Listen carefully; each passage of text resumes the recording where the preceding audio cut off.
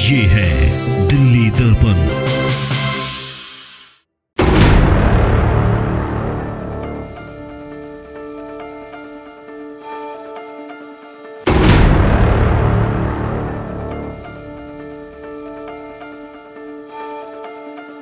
देश भर में जहां एक तरफ सभी महिला सुरक्षा की बात करते हैं, तो वहीं देश में कई महिलाएं ऐसी भी हैं जो इंसाफ के लिए दर दर भटक रही हैं। और एक ऐसी ही हैरान कर देने वाली घटना दिल्ली के शालामार गांव से सामने आ रही है, जहां एक शख्स अपनी पत्नी को धोखा देकर फरार हो गया है। एक्चुअली मेरे हस्बैंड और सास ससुर ने मुझसे ये कहा कि बेटा मकान बना रहे हैं, पुराना हो गया है काफ़ी मकान, पानी भी चूता है, तो ऐसा करते हैं अब हम मकान बना लेते हैं। काफ़ी टाइम से कह रहे थे कि भाई मकान बना रहे हैं तो आप रूम वगैरह देख लो। मैंने कहा, फिर पापा जी से भी मैंने कहा और हस्बैंड से भी कहा कि मैं कैसे देख लूँ, ये तो जेंट्स का काम होता है, आप खुद देख लो रूम कहीं रोहिणी में, या फिर आपके साथ में आपका अमित फ्रेंड है उसके यहाँ देख लो, उसके यहाँ तो फ्लोर भी खाली है। तो कहते नहीं मेरी मम्मी की बनती नहीं है उनसे, तो उसके यहाँ नहीं रहेंगे, हम कहीं और रेंट पे ही देख लेते हैं। तो मैंने कहा ठीक है आप चेक कर लो कहीं। तो फिर मैंने हस्बैंड से पूछा आपने कहीं देखा रेंट पे, तो कि नहीं सब जगह देख लिया, रोहिणी वगैरह देखा, शालीमार में भी पता कर लिया, सब महंगे ही है और मैं ना यहाँ लेना नहीं चाहता हूँ रेंट पे, क्योंकि यहाँ पे है ना अगर रहेंगे पापा मम्मी यहाँ पे रेंट पे, जो सास ससुर चाची या सास वगैरह हैं जो मेरी, एक्चुअली मेरे ससुर जी जो है सबसे बड़े हैं, मेरी ददिया सास सबसे बड़ी हैं, उनके बेटे जो हैं 5 हैं, 5 बेटों में से जो मेरे ससुर हैं वो सबसे बड़े हैं। और उनके जो 4 भाई हैं इनके पुराने कोई प्रॉपर्टी के मैटर्स थे, तो उस रिगार्डिंग है ना मेरे हस्बैंड ने ये कहा कि अगर हम मकान बनाते हैं तो ये सब ऑब्जेक्शन ना उठाएं, इस करके कि पापा मम्मी को दूर रखते हैं, अगर कोई बात लड़ाई होती है या फिर कुछ भी बात होती है तो वो अलग ही रहें उस मैटर से। जबकि ऐसा कुछ नहीं था, वो सब मेरे लिए ही एक पिक्चर तैयार की जा रही थी।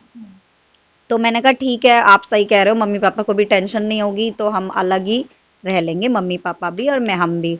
तो फिर कहता अब कहीं मिल तो रहा नहीं है तो अब क्या करें कि मम्मी जी के यहाँ ही रह लें, मतलब मेरी मदर के, मतलब उनका ये कहना था कि सास के मेरे रह लें, जो कि गली नंबर 2 में घर है मेरी मम्मी का। तो मैंने कहा मम्मी से बात करके देख सकती हूँ। वैसे मैंने कहा पहले तो मैंने मना ही किया था कि नहीं मम्मी के रहने दो, जहाँ मम्मी पापा जाएंगे वहीं रह लेंगे हम भी, कि नहीं वहाँ नहीं उनके साथ नहीं, हम अलग ही सही रहेंगे, जिससे कि पास के पास रहेंगे तो मकान भी बनते हुए देख सकेंगे।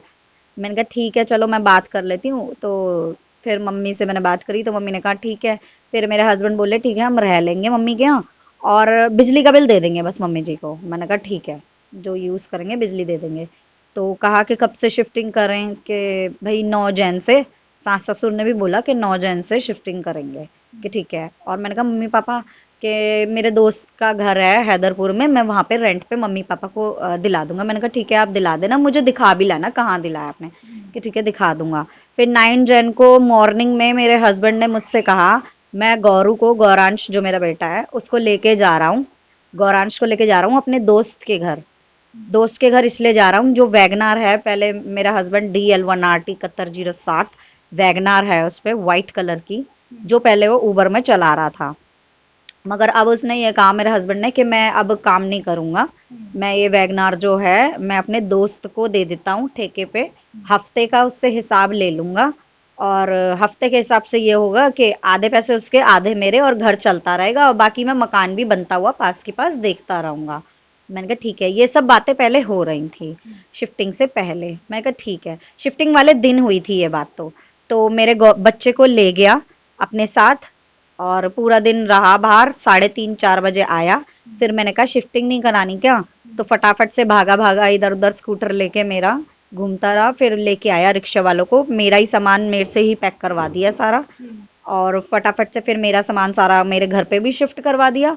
फिर शिफ्ट कराने के बाद बीच में मेरी मम्मी घर पे गई बच्चे को लेके, क्योंकि मैं अपना बच्चा मम्मी के पास छोड़ गई थी कि मम्मी देख लो मैं जरा शिफ्टिंग का पैकिंग कर रही हूँ। तो मम्मी अचानक ही बच्चे को ले आई, तो मेरे हस्बैंड ने क्या किया बच्चे को लेके आगे आगे भाग गया। उसको ये डाउट हुआ कि कहीं इन्हें पता तो नहीं चल गया कि हमने मकान बेच दिया है, इस डर से वो बच्चे को मतलब ढाल बना रहा था एक तरीके से कि भाई बच्चे को मैं लेके भाग जाऊंगा, चाहिए मेरे पेरेंट्स को पकड़ लेंगे कि भाई मकान बेच दिया और पेरेंट्स को पकड़ लेंगे तो मैं बच्चे को लेके भाग जाऊंगा। उसकी थिंकिंग ये थी देवेंद्र सैनी की।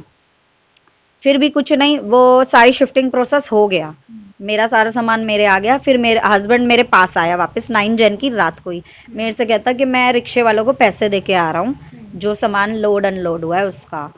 तो मैंने कहा ठीक है, मगर वो पीछे से वो रिक्शे वालों के पास नहीं गए थे, वो ट्रक करके अपने मम्मी पापा को भेजा था उन्होंने। तो 9 जैन को वो चले गए थे यहाँ से। हाँ जी, 9 जन को सास ससुर को ट्रक में लोड करके सामान उनका, जिसमें ट्रंक था और सिंगल बेड, और ट्रंक में मेरा सारा गोल्ड था और सिल्वर था, और उस ट्रंक में कैश भी था जो मकान इन्होंने बेचा 42 लाख में समथिंग में जो बेचा इन्होंने, उसका कैश था। और ये सब बातें मुझे पता नहीं थी, ये सब बातें बाद में पता चली हैं जब ये सब मुझे सामने आया कि ये बेच गए हैं, वो भी मैं आगे बताती हूँ भी।